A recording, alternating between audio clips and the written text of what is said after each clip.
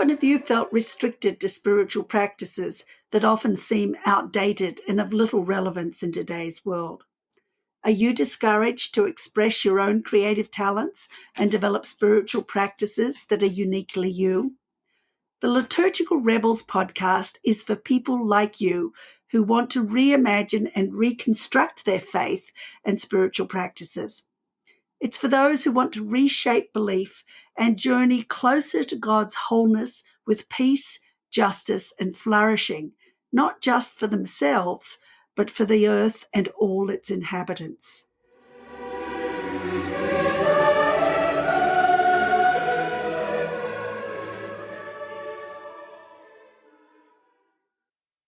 Today's episode of Liturgical Rebels is the final one in the 2024 season. I am Christine Sine, and I will be in conversation with Forrest Inslee, the host of Earthkeepers podcast and Associate Director of Circlewood. Forrest interviewed me in the first episode of Liturgical Rebels and has been one of my most important guides, teachers, and encouragers in my journey into podcasting. In this episode, we will look back at the 2024 season and discuss the diverse voices and perspectives that have been featured, the challenges of engaging an audience, and the personal growth that has come from hosting the podcast. We will also look ahead to 2025 and future aspirations, emphasizing the importance of feedback and the need for theological perspectives in a changing world.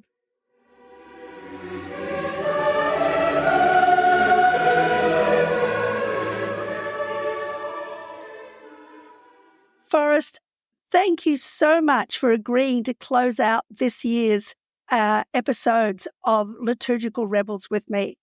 In preparation for our chat, I listened to the first episode that we did together and was delighted to see that much of what we talked about that had actually come to pass in the last 20 episodes that I've done.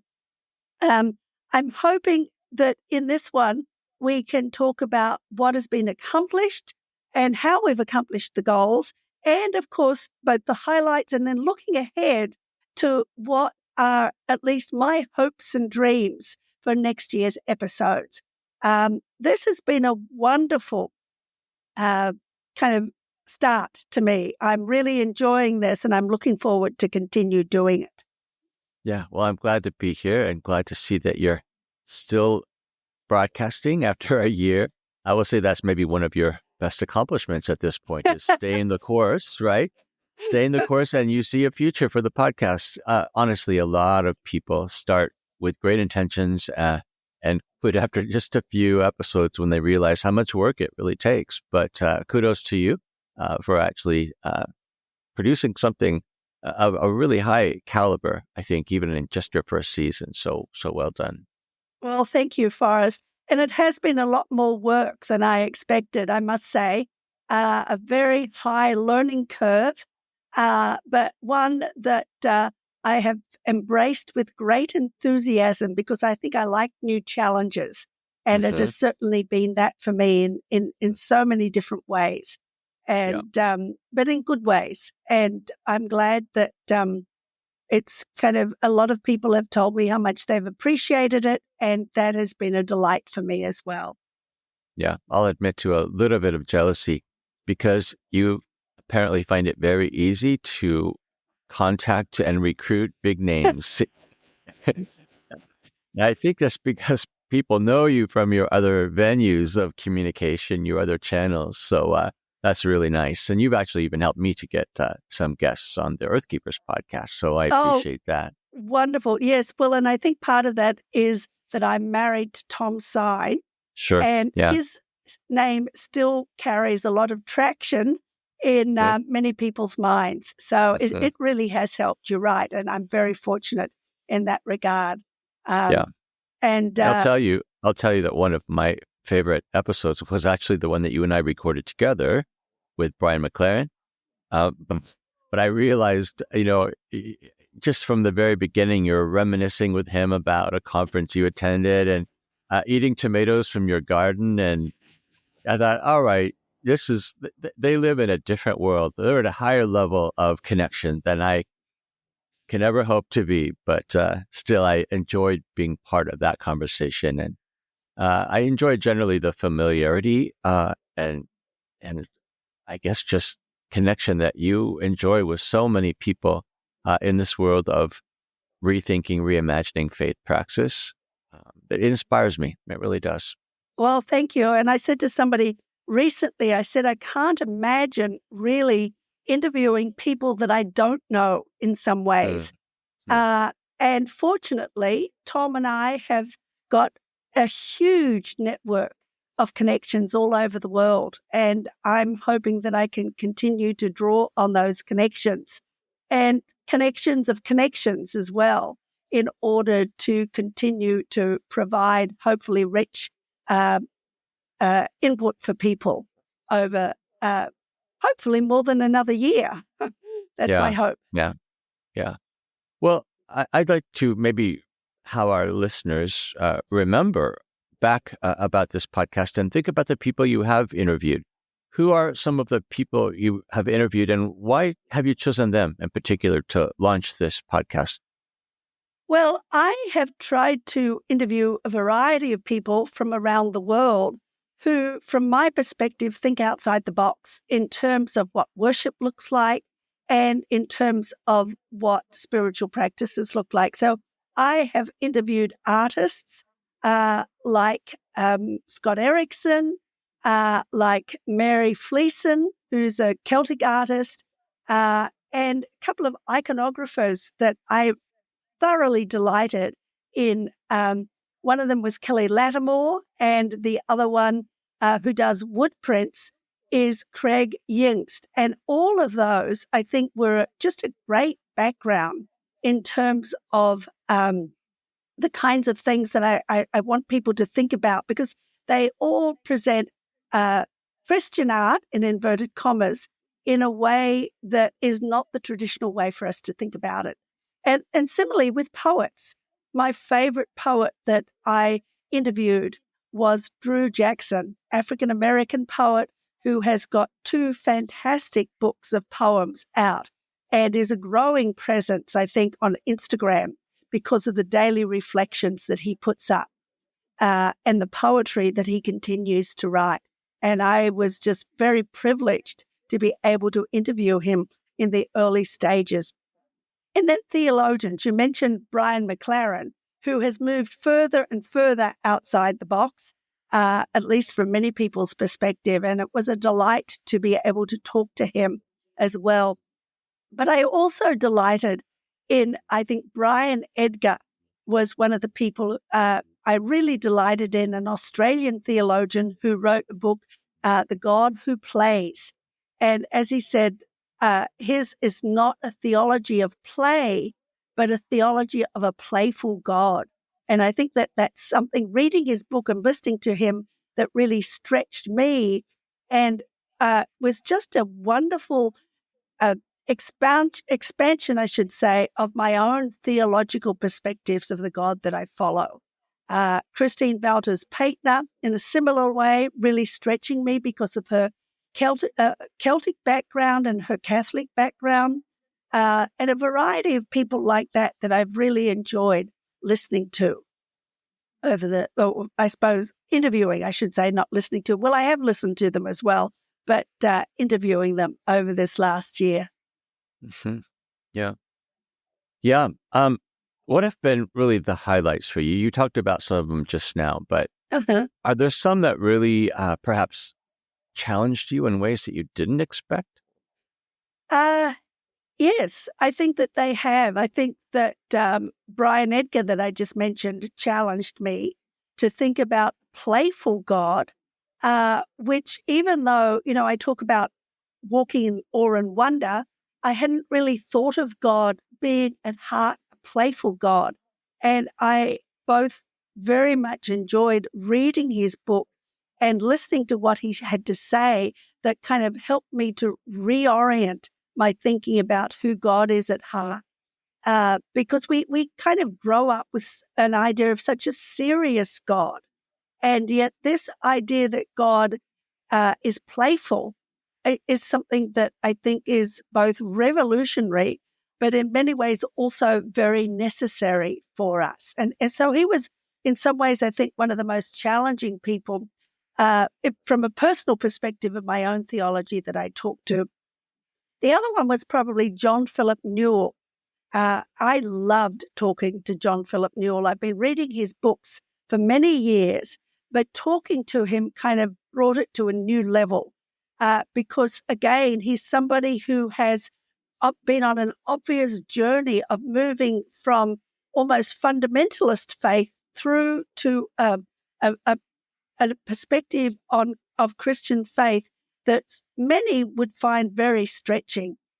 And I've certainly found his work and his thinking to be very stretching over the years. So being able to talk to him and to hear some of his latest thoughts was, again, very stretching and very thought-provoking for me as well. And I think for many of my audience, has been one of the most popular of the episodes that I've put up. And so that was very interesting. In fact, the whole series on Celtic Christian spirituality has been both refreshing for me in terms of my own desire to follow Celtic Advent and Celtic spirituality, which has revolutionized my faith in so many ways, but also very inspiring because of the chance I had to interview musicians and artists as well as theologians and practitioners. And it was just a fun series to do.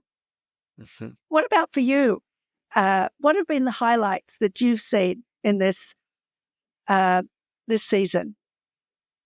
Well, I would say just on a macro level, as I have looked at the sort of emerging patterns that have come up in your interviews and in the interviews you've chosen, it's actually caused me to look at my own podcast and ask the question, who am I speaking to? Who is the audience? Uh-huh. Because there were times when, you've experienced it, I'm sure, when you feel like you're speaking a common language, right? That really is outside the boundaries of conventional church. You understand what you mean. Your guests understand what they mean. But I sometimes wonder, do our listeners always get it? Are they in the same place? Uh-huh. You and I have conversations all the time with each other and with these people who are rethinking faith practice. But for some people, the language, the ideas even, I think might be a bit challenging to them. And I worry sometimes about being able to speak in ways that are accessible, that don't alienate or scare people even. I'm curious how you have dealt with that particular challenge, or if you've thought of it even this early in your podcasting. That's a good question, and one that I probably need to continue to think about. I've had very good feedback from people who are listening to the podcast, many of them who are at that place where they're really wanting to be stretched or feeling the need to be stretched. But you're probably right that there are some that for whom this is a very challenging podcast in a lot of ways.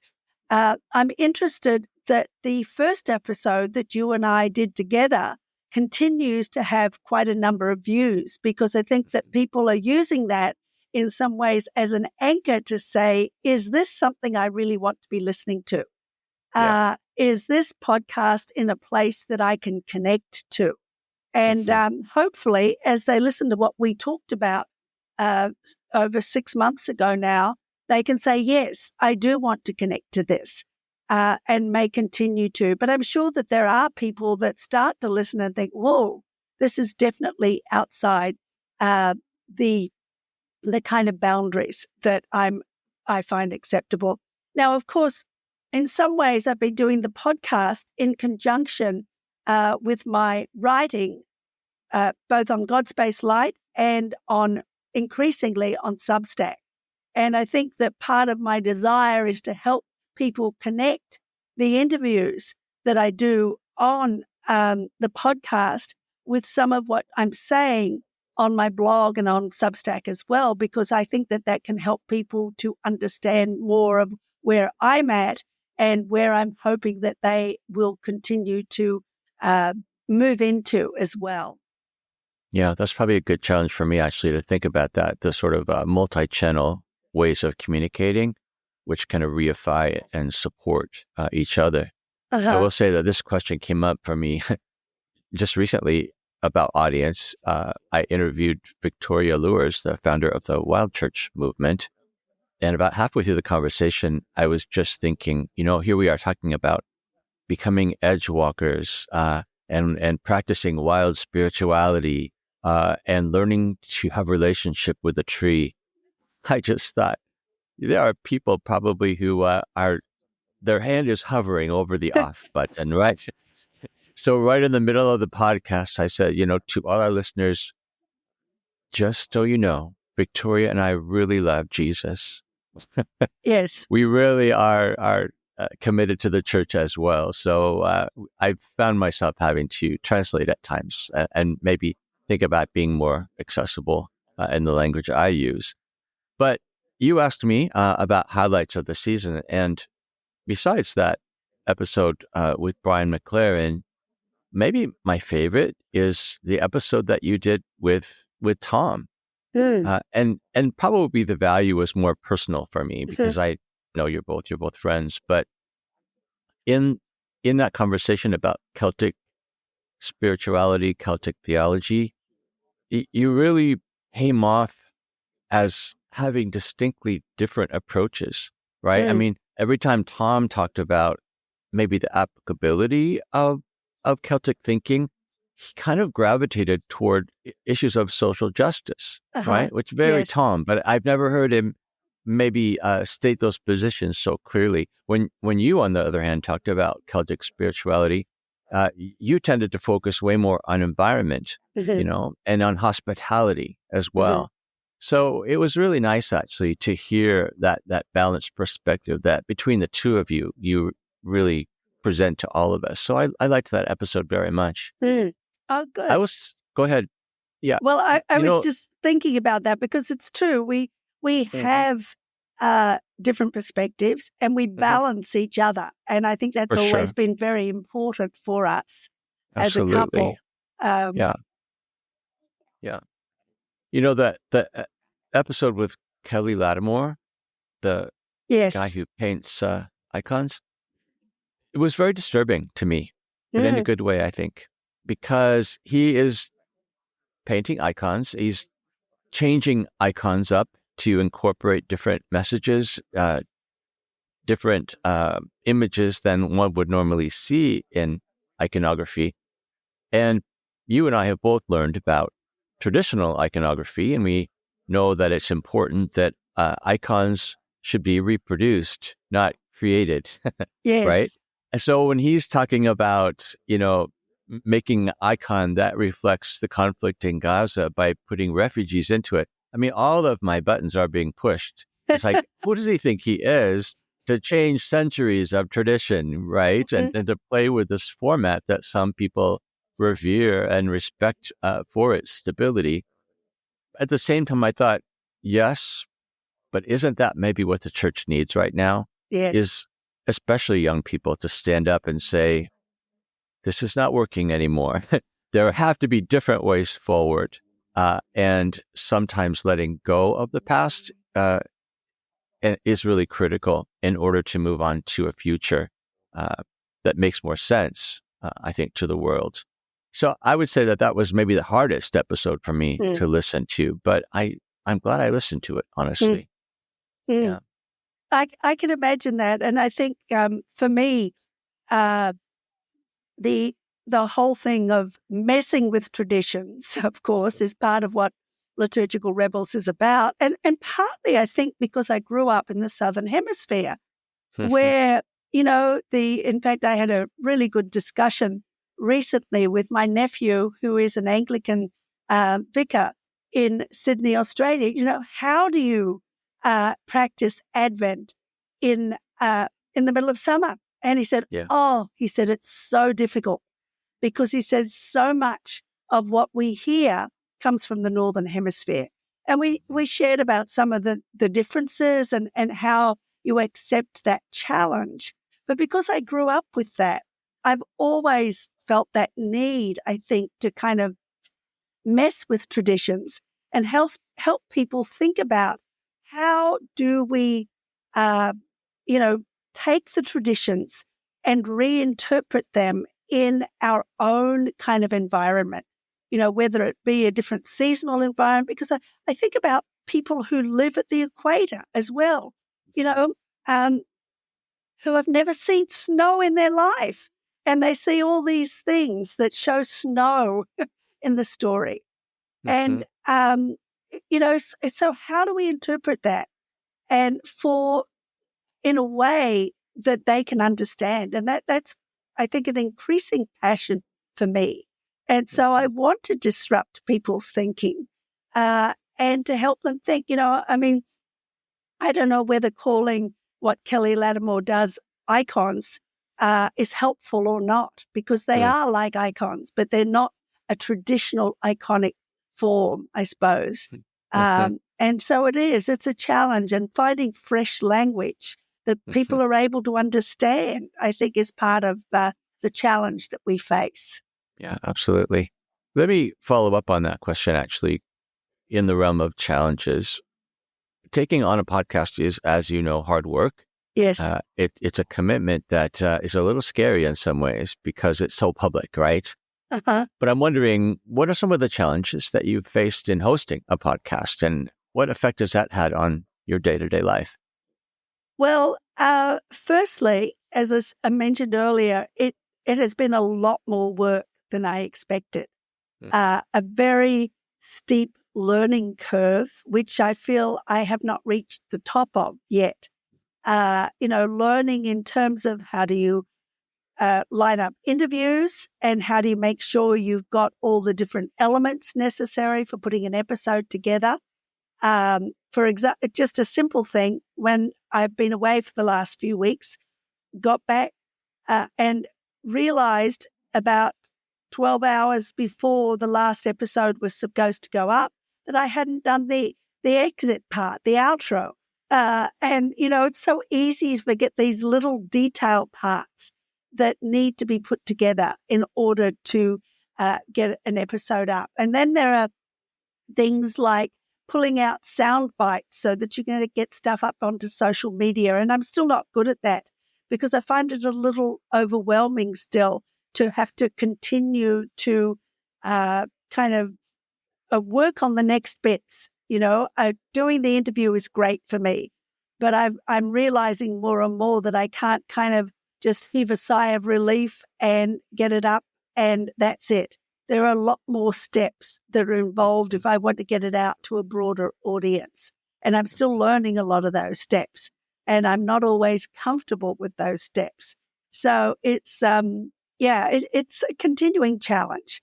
And we talked before this about, getting it up on YouTube and the fact that more people listen on YouTube than anywhere else. And I'm thinking, help, another kind of learning curve for me and for my assistant so that we can do that. It's an important one, and I really want to grab hold of that challenge. But it's a continual learning curve, and I have a suspicion that it's going to be a learning curve for a long time to come. And so, keeping on going with this is kind of how much learning am I willing to do? And at this point in time, I'm willing to do all of the learning that's necessary. But I know that there may come a point where I'm saying, enough, I can't keep doing this. So, yeah, it's a challenge, but one that I'm delighting in at the moment. I guess the foundational question is it worth it? Right? I mean, have you found that adding the podcast to your other communication modalities, has it made the difference that you hoped it would make? Good point. I think so. It's hard for me to evaluate what impact it's had on my audience at this point in time. Those that read what I write regularly, as well as those who have become regular listeners to the podcast. And, that's some of the evaluation that I need to do. From my personal perspective, it's been very worthwhile because it's been something that I can grab hold of, because for various reasons, I'm wanting to do less travel and more stuff on the ground here where I live in Seattle. And so it's been very good from that perspective. And I think that it is having an impact. I think it's having a growing impact. I mean, it looks like it is from the increasing number of people that are listening to the episodes. And I'm hoping that I can continue to develop ways of getting it out so that that continues to be something that it is happening. But yes, I need to do some more evaluation of that. And I'm not as good as I should be at evaluating the effect of the things that I do, but I will certainly do some more looking at that before we launch into next year's program. Mm-hmm. Yeah. Yeah. And I'll just sort of put a plug out there to all your listeners that one thing that really helps us in the lonely world of podcast hosting is feedback. Yeah. And there are some of the platforms that podcasts are appear on have the option of both rating and leaving comments. And that's not only helpful for getting the podcast more out into the world, but it's also helpful to us as podcasters to understand how people are responding and reacting. So I would urge your listeners and any of mine who might be listening to leave feedback and leave reviews because they actually are very valuable to us. I would certainly appreciate that. I mean, you do sometimes feel as though you're kind of out in the ether on your own when you're doing podcasts. And I know that most of the feedback that I have had has been by talking to people in person. And so it would be really helpful for me to get reviews and to know what kind of really people connect to and what they don't connect to of the things that I talk about too, and the people that I talk to. Because, my desire would be to continue to be, to a certain extent, on the radical edge. I mean, Victoria Luntz, that you mentioned, is one of the people I have on my list, hopefully for next year's podcasts, and some other edge walkers. I have a book here that is called When God Was a Bird. And I think, this is a different theological perspective. And I really like my readers to hear some of these different theological perspectives. It doesn't mean they've got to grab hold of them, but it does mean that we allow these things to stretch us in a way that is very positive, and hopefully impacting and enriching for our faith. I know that these out-of-the-box people really help me to strengthen my faith and to enrich my faith. And that's part of the reason that I like doing the podcasting. Well, given that we are on the other side of the American presidential election, I think it has emerged this stark contrast in older ways of thinking about the church and thinking about the future of the church. So I would say that in many ways, your podcast is more necessary than it's ever been, right?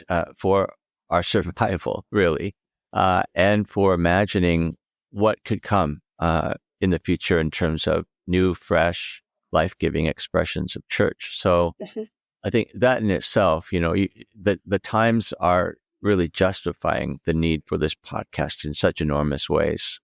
Yeah. Well, thank you, Forrest. I appreciate that and hope that it will continue to do that, to challenge and to enrich people as we move forward into another season.